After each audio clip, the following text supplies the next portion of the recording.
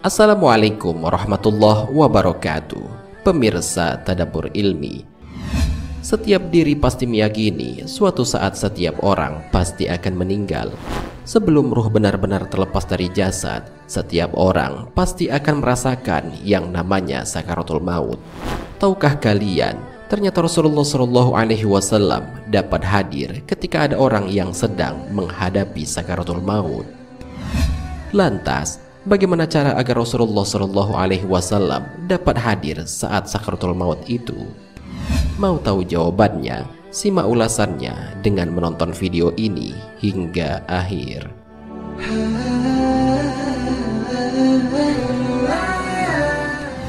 Sebelum lanjut, bagi kalian yang belum subscribe, silahkan untuk menekan tombol subscribe terlebih dahulu. Aktifkan lonceng notifikasinya. Bagikan video ini kepada teman-teman kalian agar semakin banyak orang yang mendapatkan manfaat dari channel ini.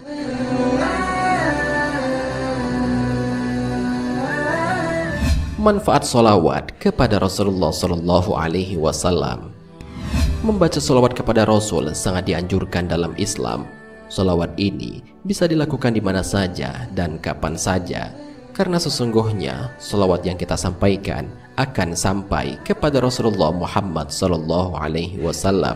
Hal ini sebagaimana dijelaskan dalam sebuah hadis dari Abu Hurairah bahwa Rasulullah SAW bersabda, "Janganlah kalian menjadikan rumah-rumah kalian kuburan, dan janganlah kalian menjadikan kuburanku sebagai tempat perayaan.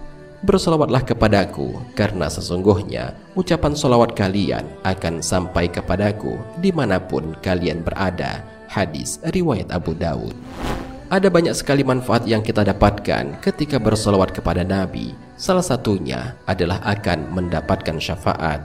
Hal ini sebagaimana dijelaskan dalam sebuah hadis dari Abdullah bin Umar. Ia mendengar Rasulullah SAW bersabda, "Jika kalian mendengar azan, maka ucapkanlah seperti yang diucapkan muazin, kemudian bersolawatlah kepadaku. Sesungguhnya orang yang bersolawat kepadaku sekali, maka Allah akan bersolawat untuknya 10 kali.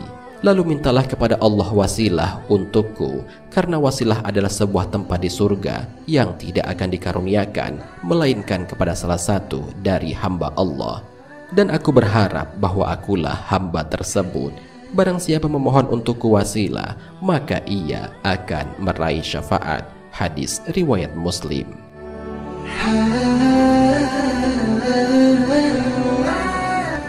Rasulullah SAW menganjurkan kita untuk membaca sholawat sebanyak-banyaknya, sebab nantinya sholawatlah yang menjadi penanda kedekatan seseorang dengan Nabi SAW.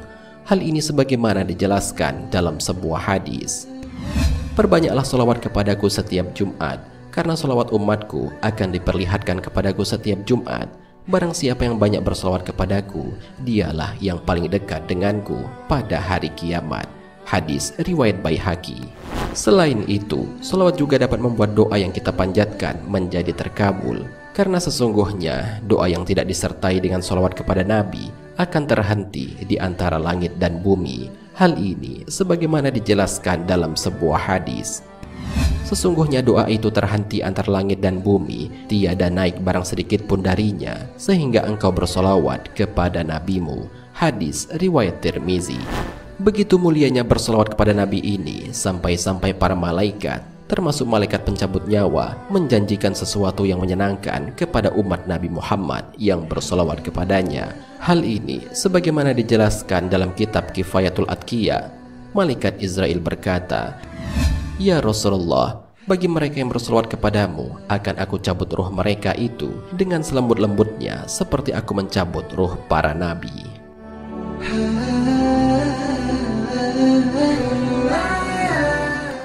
Sakaratul maut yang mengerikan. Sakaratul maut adalah kondisi di mana ruh akan terpisah dari jasadnya.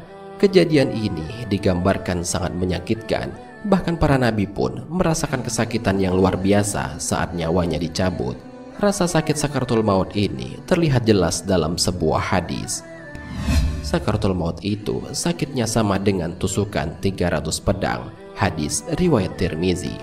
Ibnu Abi Ad-Dunya rahimahullah meriwayatkan dari Syaddad bin Aus radhiyallahu anhu, ia berkata, kematian adalah kengerian yang paling dahsyat di dunia dan akhirat bagi orang yang beriman. Kematian lebih menyakitkan dari goresan gergaji, sayatan gunting, panasnya air mendidih di bejana. Seandainya ada mayat yang dibangkitkan dan menceritakan pada penduduk dunia tentang sakitnya kematian, niscaya penghuni dunia tidak akan nyaman dengan hidupnya dan tidak akan nyenyak dalam tidurnya.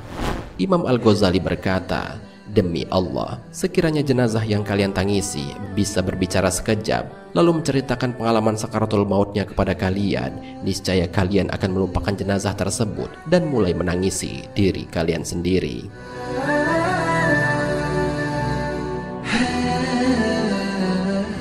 Rasulullah hadir saat sakaratul maut berkah solawat. Solawat yang dipanjatkan oleh seseorang ternyata bisa membuat Nabi Shallallahu Alaihi Wasallam hadir saat sakaratul maut. Hal ini bisa terlaksana jika ia melafalkan solawat khusus. Habib Abdullah bin Al-Idrus dalam kitab An-Nujum Az-Zahirah menjelaskan bahwa jika seorang mukmin membaca 3 solawat ini dan mengamalkannya sebanyak 116 kali setiap hari, maka Rasulullah Shallallahu Alaihi Wasallam berkenan hadir pada saat sakaratul mautnya. 3 bacaan solawat itu adalah: As-salatu wassalamu alaika ya sayyidi ya Rasulullah, husbiyadi qalat hilati adrikni. Rahmat dan salam semoga senantiasa tercurah untukmu, wahai tuanku, wahai Rasulullah. Gamitlah tanganku, kemampuanku amat terbatas, bantulah aku. Assalamu alayka ayyuhan nabiyyu wa rahmatullahi wa barakatuh. Keselamatan semoga senantiasa atasmu wahai Nabi, juga rahmat Allah dan keberkahannya. Ana fi jahi Rasulillah sallallahu alaihi wasallam. Aku berada dalam kemuliaan Rasulullah. Semoga Allah senantiasa memberikan rahmat atasnya dan keluarganya, juga semoga senantiasa memberi keselamatan.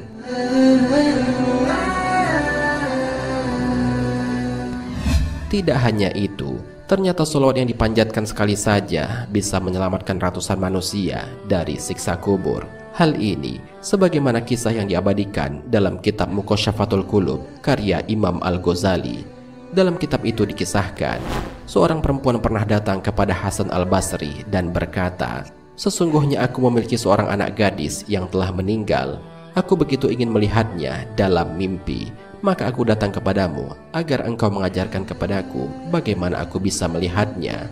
Hasan Al-Basri mengajarkan amalan agar perempuan itu bisa melihat anaknya dalam mimpi.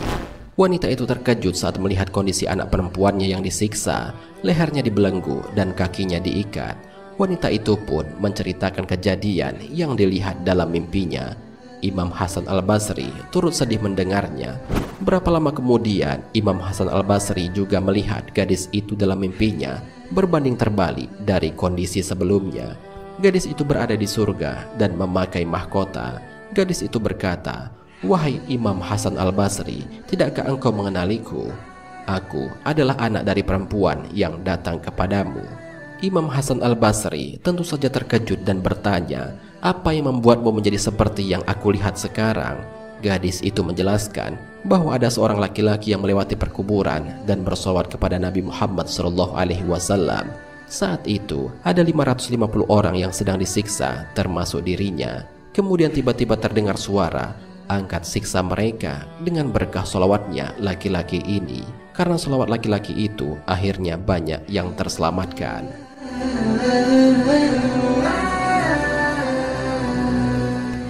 Pemirsa Tadabbur Ilmi, sholawat yang dianjurkan Allah dan Rasulnya ternyata sangat banyak manfaatnya, bahkan bisa membuat Nabi hadir saat seseorang sedang sakaratul maut. Oleh karena itu, perbanyaklah bersolawat. Semoga dengan itu kita mendapatkan banyak di antara manfaat yang sudah Allah siapkan untuk hamba yang gemar bersolawat. Amin ya Rabbal Alamin. Wallahu a'lam bishawab. Jika terdapat kesalahan dalam penyampaian ini, admin mohon maaf dan itu merupakan kesalahan dari admin sendiri. Jika ada benarnya, itu adalah dari Allah Subhanahu wa Ta'ala. Semoga bermanfaat. Wassalamualaikum warahmatullahi wabarakatuh.